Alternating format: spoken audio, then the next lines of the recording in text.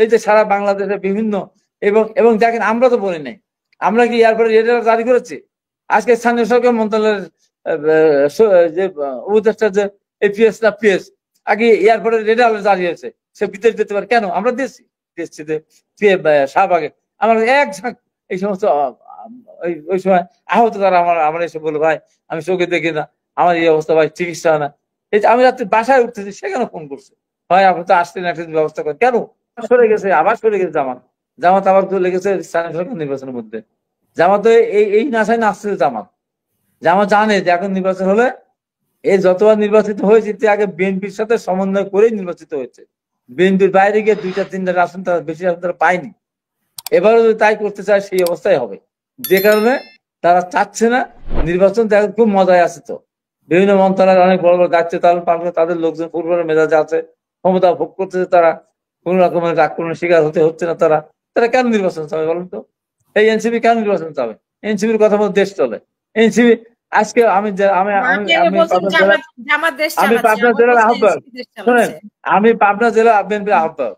আমার আইন শৃঙ্খলা মিটিং এ এনসিপি থেকে সদস্য দিতে হবে, সমন্বয়ক থাকতে হবে একজন। কেন? কারণ কি? একটা নিবন্ধিত দল না, আপনি তাকে আপনি আইন শৃঙ্খলা কমিটির সদস্য করতেছেন। আপনি ছাত্রদের একটা সংগঠন, এই ছাত্র সমন্বয়ক যারা ছিল তারা আবার আইন শৃঙ্খলা মিটিং এ তাদের কি কাজ করেন? এই যে দেশটাকে ধ্বংস করে দিল ডক্টর ইউনূস, যে কাজটা করলো, এই দেশের মানুষের মান সম্মান, সিনিয়র মুরব্বীদের কিচ্ছু রাখলো না। আপনি 52, 53, 55 বছর বয়স্ক একজন বিশেষ ক্যাডার, যার ছেলেরাও আবার বিশেষ ক্যাডার হয়ে গেছে, হয়তো এসপি হয়ে গেছে, ডিসি হয়ে গেছে, সেই তাদেরকে উপর চাপাই দিচ্ছে। এই সমস্ত কেবল লেখাপড়া থেকে বিষয় বেরিয়ে হয় না এমন ছেলেদেরকে তাদের উপর চাপাই দিচ্ছে। অটোমেটিক তাকে সার বলতে হবে, রেওয়াজ দেশের। এই যে অবস্থা, এটা অসম্মান করে না? আজ স্থানীয় সরকার মন্ত্রণালয় বাড়ির কাছে, শেষ করতে দেন বাড়ির কাছে। এই স্থানীয় সরকার মন্ত্রণালয়ের মন্ত্রী হয় কারা? সিনিয়র নেতারা হয়। প্রত্যেকটা দলের যারা মহাসচিব বা প্রত্যেক দলের যারা সাধারণ সম্পাদক তারা হয়। বিশাল একটা মন্ত্রণালয়, সেই মন্ত্রণালয়ের দায়িত্ব দিলেন যে কিছুই বোঝে না, যার বোঝার বয়স হয় না, যার আপনি তাকে দিলেন সেই মন্ত্রণালয়ের দায়িত্ব, যার অধীনে শত শত ইঞ্জিনিয়ার আছে, যারা বিশেষ দিয়ে এসেছে বা যারা চাকরি এখানে ডিগ্রি চাকরি করে, তাদের মধ্যে বস বানাই দিলেন। এই রক্তকরণ হয় না? এবং তারপর যা হয়েছে, এই যে সারা বাংলাদেশে বিভিন্ন এবং দেখেন আমরা তো বলি নাই, আমরা কি এয়ারপোর্টে রেড অ্যালার্ট জারি করেছি? আজকে স্থানীয় সরকার মন্ত্রণালয়ের যে উপদেষ্টা যে এপিএস না পিএস আগে এয়ারপোর্টে রেড অ্যালার্ট জারি হয়েছে, সে ভিতরে যেতে পারে কেন? আমরা দিয়েছি। আমরা বলেছি সরকার কেমন দুর্নীতি করেছে, আওয়ামী লীগ দুর্নীতি করে দেশ ছেড়েছে, দেশটাকে ধ্বংস করেছে। এই যে 10 মাসের দেশের যে কি অবস্থা, এই যে চাল চলন বলন কথন চলাফেরা গাড়ি, কি অবস্থা দেশ, এইভাবে দেশ চলতে পারে? এবং নির্বাচন করা বলে গায়ে হলে যে ভূতের, যেমন এই যে হুজুর আসবার ভূতের গায়ে চিরবিলি লাগে, নির্বাচনের কথা শুনলে গাছ হবে। জানেন নির্বাচন তখন ক্ষমতা যাবে না, এত স্বাদ এত মজা, এত আরাম থাকবে না। যে কারণে নির্বাচনের কথা বললে তার নির্বাচনের যারা নির্বাচন কথা বলে তাদের বিরুদ্ধে যা ইচ্ছা মুখে সেই কথা তারা বলে। আগে আরবার সংস্কার 10 মাসে কয়টা সংস্কার হয়েছে? 10 মাসে কয়টা বিচারে আনা হয়েছে বলেন আপনি? বলেন। একটা সংস্কার করেছে স্থানীয় সরকার সংস্কার, ওকে তো ডাস্টবিনে ফেলে দিচ্ছে। আর 60 বছর আগে সেই মৌলিক গণতন্ত্র ফিরিয়ে নিয়ে গেছে। সরকারি চাকরি করে যারা বেসরকারি চাকরি, তারা ইউনিয়ন মেম্বার এবং কাউন্সিল নির্বাচন করবে, তাদের ভোটে মেয়র হবে, তাদের ভোটে চেয়ারম্যান হবে। কোথায় আছে? কোন দেশে আছে এই সংস্কার? এই যে অবস্থা, এই সংস্কার কত বছর ধরে করবে, কত বছর ধরে বিচার করবে, তারপরে নির্বাচন হবে? কি মামার বাড়ির আবদার? একাকি আন্দোলন করছে তারা? আমাদের লোক সেখানে রাস্তায় ছিল না? আমাদের প্রায় 500-700 ছেলে মেয়ে মারা গেছে এখানে, আমাদের দল মিছিল করে, আমাদের 5-7 লোক গ্রেপ্তার হয়েছে না? সরকার কি বলতো?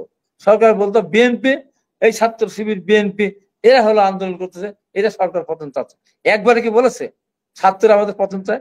ছাত্ররা নিজেরাও কোনদিন বলে নাই। একবার অনুষ্ঠান করে 1 তারিখে এসে না 3 তারিখে তারা বললো এক দফা, আর আমাদের এক দফা আন্দোলন করে আসছে বহু আগের থেকে।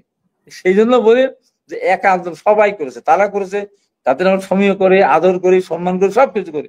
তার মানে এক দায়িত্ব কিন্তু কি তাদের? তারা কি ওই শক্তি সামর্থ্য দল এখন ডাকুক না?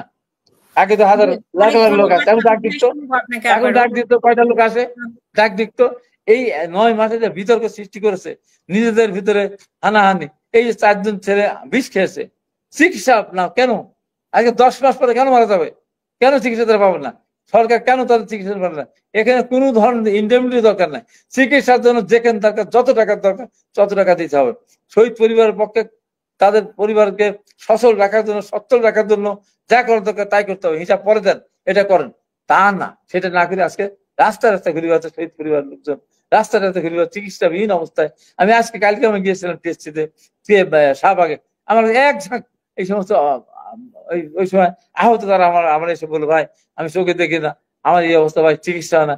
এই আমি রাত্রে বাসায় উঠতেছি, সেখানে ফোন করছে, ভাই আপনি তো আসছেন, একটা ব্যবস্থা করেন। কেন কেন এমন হবে? এই যে রাষ্ট্রে কিন্তু এত টাকা এই সামান্য কিছু ছেলেপেলকে বিদেশে পাঠায় চিকিৎসা করে, দেশে চিকিৎসা করে, এত কি সংকট হয়ে গেছে নাকি আমাদের? এই যে আসল কাজের কাজ নাই, এইগুলি কাজ না করে বায়বীয় একটা সংস্কার। এই সংস্কার কি হাত দেখায়, না মুখ দেখায়, না চামচ দেখায়, না গরম পানি দেখায়, না চাষটা দেখায়? আমি কিছুই তো বুঝতেছি না কোন সংস্কার। দেখলাম তো একটা স্থানীয় সরকার সংস্কার, দেখলাম একটা নারী কমিশন একটা সংস্কার করলো, ওই কি দেশের হুদ্দত বাধায় দিল। এই যে অবস্থা, কারণ আছে তো। আপনি যার হাতে যা, আপনি ইঞ্জিনিয়ারের হাতে যদি এই ধরা ডাক্তারি সমস্ত ওই সমস্ত মেশিন ধরা পারবে? এর অবস্থা কোথায়? সরকারে যারা আছে অনভিজ্ঞ, তার চিন্তা করে তারা দেশ পরিচালনা করো, তাদের আপনি দেশ পরিচালনা করতে দিয়েছেন, তারা কি বুঝবে? কিছু বোঝে তারা? না আছে আন্তরিকতা, না আছে যোগ্যতা, না আছে